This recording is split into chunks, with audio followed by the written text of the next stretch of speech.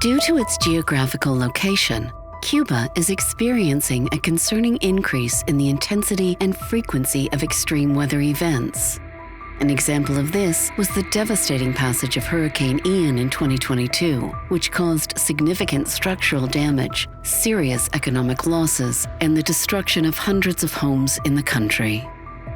To respond to the crisis, ONU-Habitat, the National Institute of Territorial and Urban Planning of Cuba, with the support of the Swiss Agency for Development and Cooperation, are working on mitigation strategies to face future climate challenges as part of the state plan for the implementation of the new urban agenda at the local level.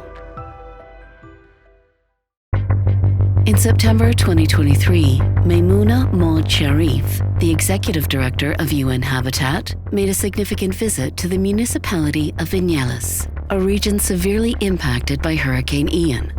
During her visit, she personally observed the challenges confronting the community and the ongoing recovery efforts.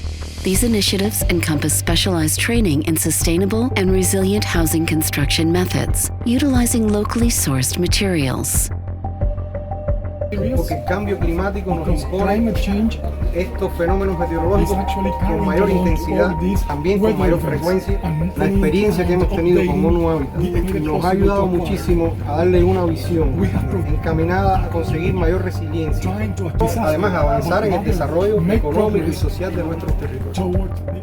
This is the example. We talk about nature-based solutions. We talk about green infrastructure. We also talk about the local material.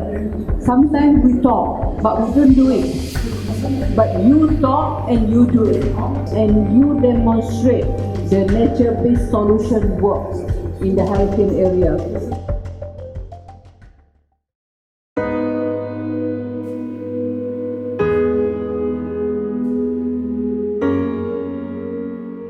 Since 2017, the implementation of the new urban agenda has expanded to 50 municipalities in the country, with the training of over 3,000 officials, placing Cuba in a stronger position to address climate change.